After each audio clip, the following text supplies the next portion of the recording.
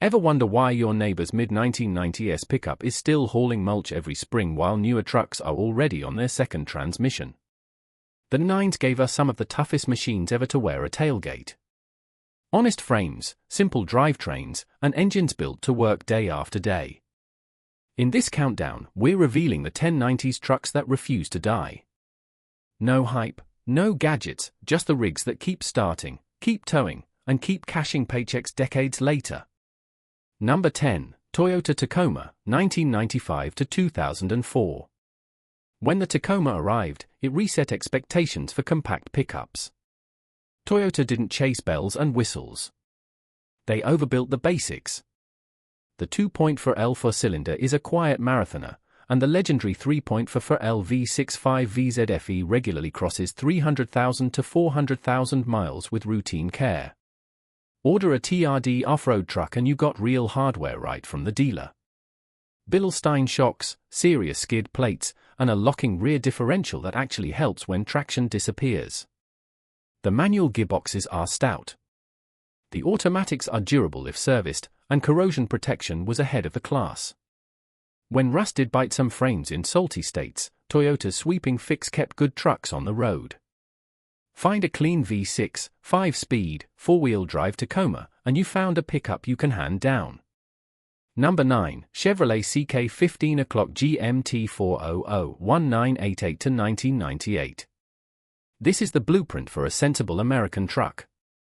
The 5.7L 350 small block V8 loafs along for hundreds of thousands of miles, and throttle body injection keeps fueling dead simple to diagnose. Independent front suspension gives these Chevrolets a friendlier ride than many rivals of the era. Yet the frames and axles shrug off real work. Interiors are plain, switches are robust, wiring is straightforward, and parts are everywhere. Need a fender, a door, or a 4L60E? Your local yard probably has 3. They tow, they haul, and they start after sitting all winter. That's why you still see GMT 400s pulling landscape trailers on Tuesday and boats on Saturday. 3 decades on. Number 8, Ford F-250 with the 7.3 power stroke 1994 to 1997. Ford and International built a folk hero with the 7.3L diesel. On paper, the numbers look tame today. In the real world, these engines start, pull, and last. The OTUI injection is rugged. The bottom end is farm equipment stout.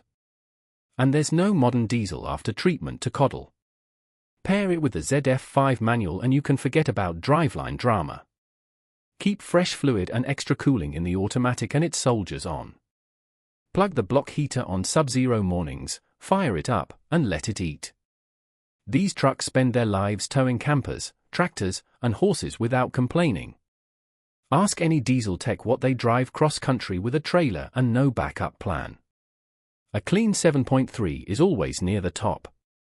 Number 7, Dodge Ram 2500 with the 12-valve Cummins 1994 to 1998. This is the engine that changed the pickup world. The 5.9L 12-valve Cummins with the Bosch P7000 pump is as close to indestructible as a truck motor gets.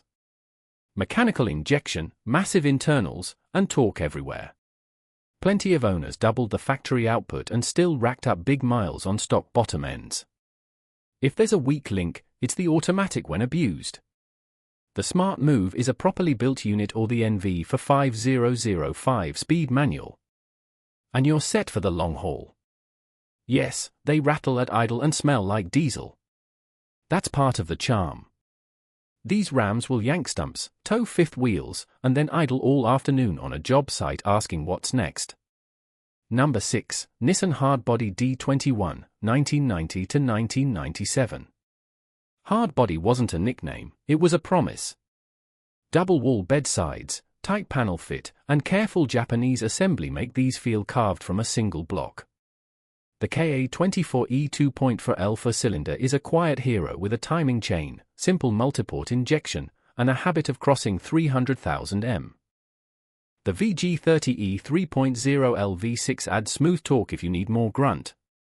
Four-wheel drive models keep things refreshingly mechanical with a manual transfer case and locking hubs. They're easy to park, modest on fuel, and stubbornly dependable. While Tacoma prices climb, clean hard bodies remain the savvy buy that just keeps starting, hauling, and passing inspection year after year. That's the first half of the list. 590s workhorses still earning their keep. If you've owned one, tell us how many miles are on your odometer and what it's still doing for you. Your story might sound familiar to a lot of folks who swear by these trucks. Number 5, Ford Ranger, 1993 to 1997. This is the sweet spot Ranger. Simple, stout, and sized right. You could get the thrifty 2.3L 4-cylinder, the ironclad 3.00L Vulcan 56 or the workhorse 4.0L Cologne 56. None of them are fragile and all of them respond well to basic care. The 4.0L is the favorite for good reason. Plenty of low-end pull and a valve train that seems to run forever. Ford's twin traction beam front suspension rides better than a solid axle and takes a beating on rough roads. And the manual M50D transmission is a faithful partner as long as you feed it fresh fluid. Four-wheel drive models keep the hardware straightforward, and parts are on every shelf in America. These trucks are easy to park, easy to wrench on, and easy to keep for decades. Buy a clean 4.0L, add a transmission cooler if you tow, and you've got a compact pickup that just quietly outlives its peers. Number 4, Chevrolet S10, 1994 to 1997. The second-generation S10 doesn't get the glory, but owners know the truth. With the 4.3L Vortec 56, these are durable, no-drama trucks. That engine is a small block Chevy at heart. Two-cylinder short, same attitude. It's smooth, torquey, and happy to cross 300,000 miles if you keep oil and filters fresh. GM refined the platform in these years without overcomplicating it. The frames are stout where it counts. The interiors hold up better than you remember, and the four-wheel drive system is a simple, reliable shift-on-the-fly setup. The one quirk is the distributor cap tucked under the cowl. Keep it dry and use quality parts and you won't think about it again. These trucks are light on their feet, inexpensive to maintain, and unbelievably easy to upgrade. If you want something you can daily haul with on weekends and fix in your driveway, a well-kept S10 with the 4.3 is a smart long-term bet. Number 3, Toyota T100, 1993 to 1998. Before the Tundra, Toyota tested the waters with the T100, and they built it the Toyota way: overspec the structure, keep the powertrain simple, and sweat the details. Early trucks used the 3.0L V6. The gem is the later 3.0 L5VZFE. Quiet, strong, and famous for long service life. The T100 isn't quite full size by domestic standards, but it works like one.